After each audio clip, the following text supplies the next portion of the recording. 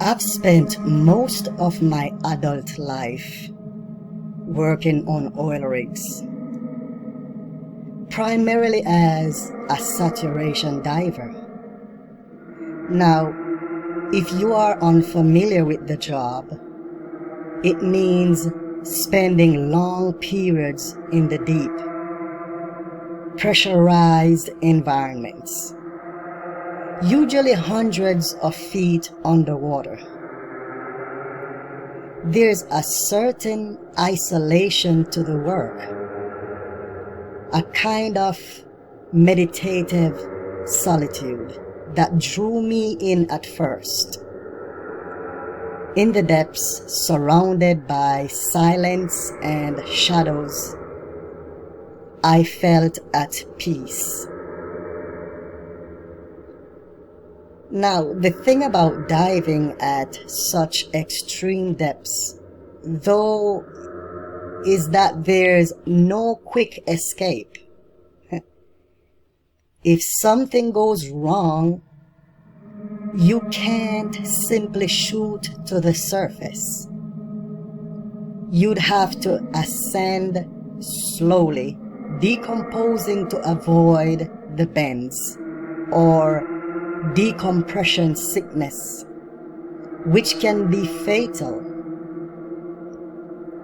Over the years, I thought I'd seen everything until one job changed my life and beliefs forever.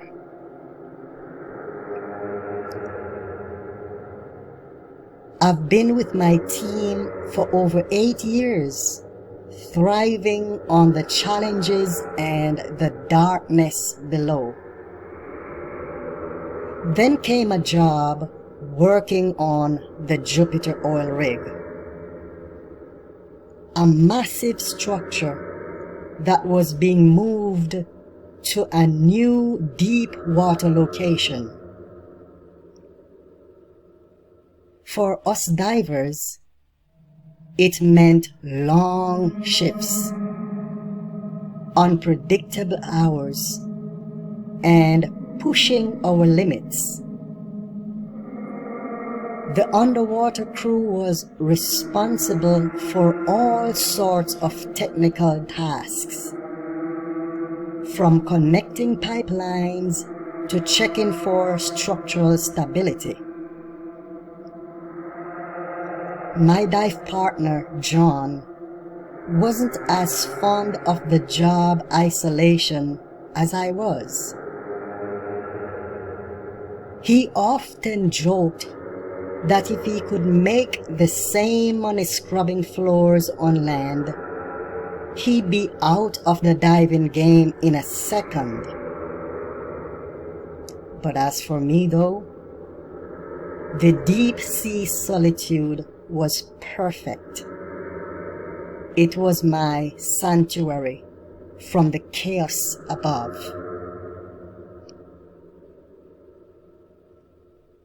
Working on Jupiter was intense, and living in the pressurized diving habitat, essentially a small confined metal chamber, it made the job feel even more claustrophobic. When you live in a pressurized system, your body becomes saturated with gases, allowing you to spend long stretches underwater without the need to resurface.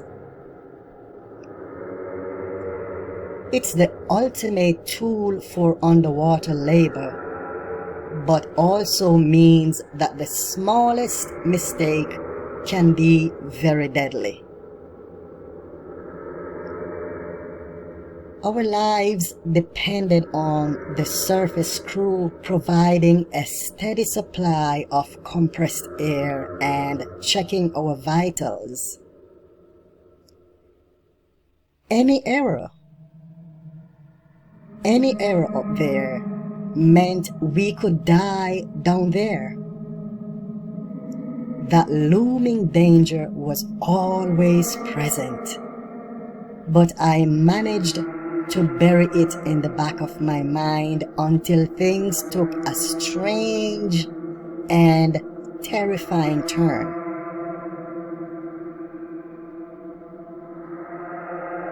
The first few weeks were typical, if a bit tedious. John and I worked in shifts, meticulously handling our responsibilities on the seabed, and at the end of the day, we'd retreat to our little chamber to rest. There was a peculiar absence of sea life around the rig, but I dismissed it. Bad mistake. After all, deep-sea creatures aren't always predictable. I figured it was just another one of those ocean mini mysteries. John, however, was on edge, more so than usual. His nervous glance and unusual quietness were hard to ignore. Then one night, he asked if I'd seen anything strange outside, or something about the way he asked unsettled me. But I hadn't noticed anything particularly unusual, so I told him no, putting his reaction down to exhaustion. Then came the day that everything changed. It started like any other dive. But as I descended, I realized the water was darker than normal. The lights on the work site barely penetrated the blackness, and the usual comforting solitude of the deep was replaced with an oppressive silence. Shadows seemed to shift at the edges of the lights, but I told myself it was just my imagination. Still, I couldn't shake the feeling that I wasn't alone. Something was out there, something that I wasn't able to see. I had a sense of feeling that something was there and it was watching me, just waiting for an opportunity to pounce. We were not alone down there in the black deep. Hours passed and I grew increasingly uneasy. Strange movements kept catching my eye, small flickers of motion in my peripheral vision. But every time I turned, there was nothing.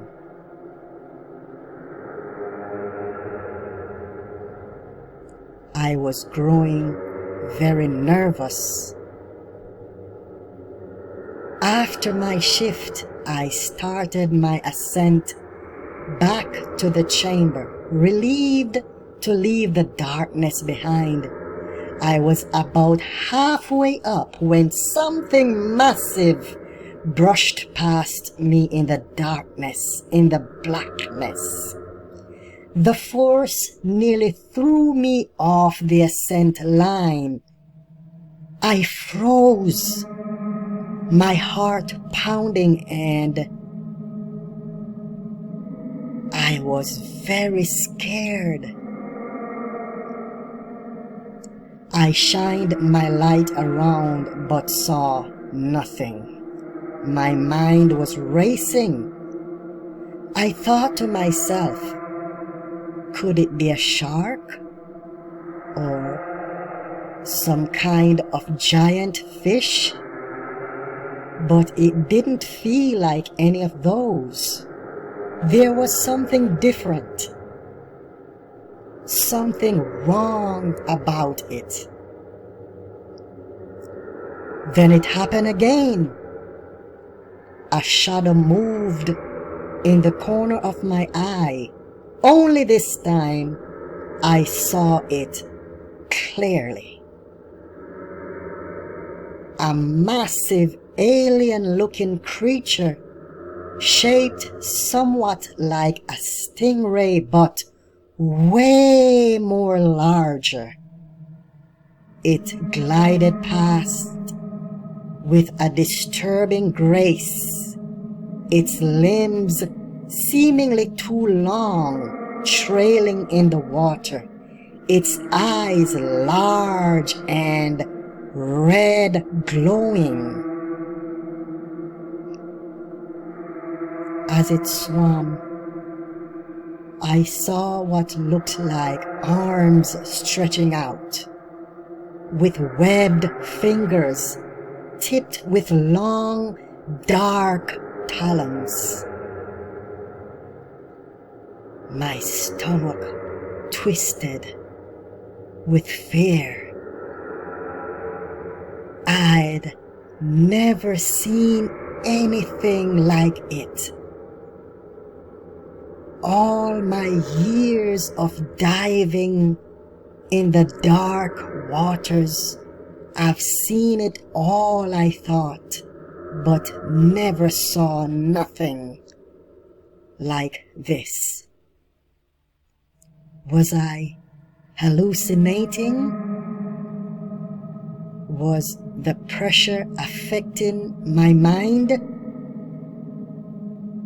Desperately, I tried to steady my breathing and pull myself back to the ascent line, but the creature was circling back.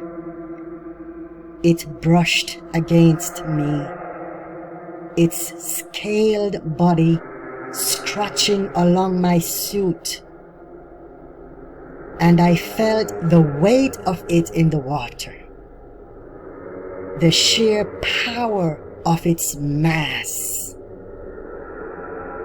I scrambled to reach the line, heart hammering, pounding, every instinct screaming at me to get out of there. But then I felt a pull.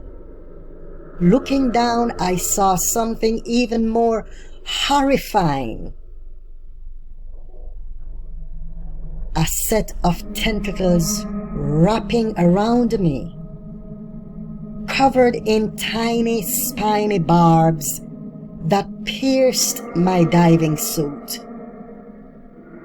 I struggled, but the more I fought, the tighter they wrapped around me, dragging me further from the surface.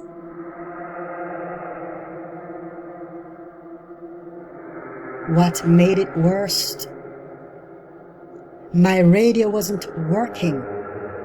I was completely alone. The creature dragged me toward the seabed, my flashlight casting wild arcs through the water as I struggled. My vision blurred, and I could feel the tentacles tightening. But just when I thought it was over, I caught a glimpse of something enormous approaching through the darkness. This was a different creature, a creature unlike anything I'd ever seen or imagined. Its head was as large as a small car, with whisker-like protrusions and a mouth that looked capable of swallowing a man whole. It moved with a terrifying calm and grace, as if it owned the ocean. And I realized that whatever was holding me was nothing in comparison to this creature. The smaller creature released me and backed away, as if it was terrified of the new arrival. I could only watch, paralyzed by fear, as the monstrous thing came closer. Its eyes fixed on me. I clung to the ascent line and slowly began to rise. I was praying to God it wouldn't notice my movement. Thankfully, it seemed more interested in the smaller creature, which was now cowering in its presence, fearful. I continued to ascend, trying to control my breathing and trying to resist the urge to panic.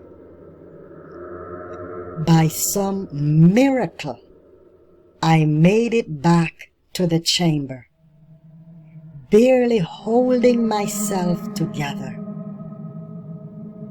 The medic team could see that I was shaken, but I couldn't bring myself to tell them what happened. Who would believe me anyway? They would think that I was crazy.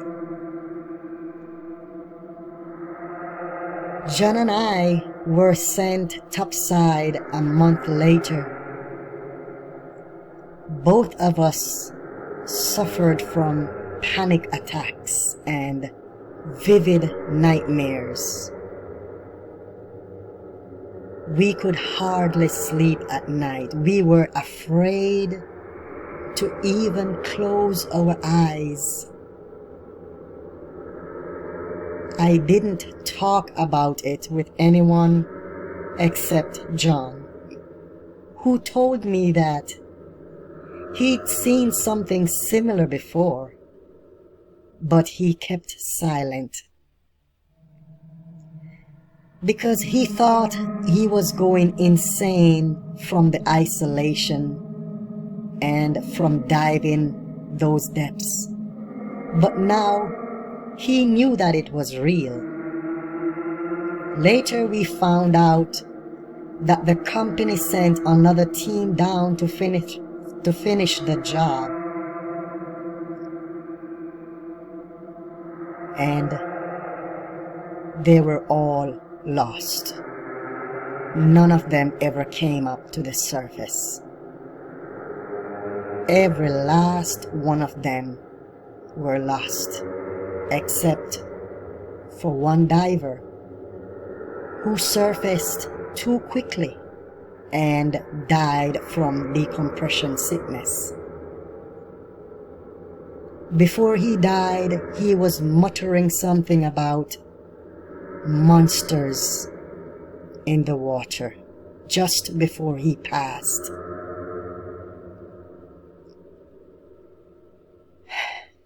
To this day, I wonder what those creatures were, where they came from, and why they spared me. Government officials told John and I to keep quiet about this. They threatened that even hinted that they would label us as mentally unstable if we spoke up. But the world deserves to know what's lurking in the depths. There are things down there. Things that defy explanation. Things that make you question everything about what you thought you knew. I may never dive again, but I'll never forget the terror of that day, or the darkness that lies hidden in the ocean's bottom.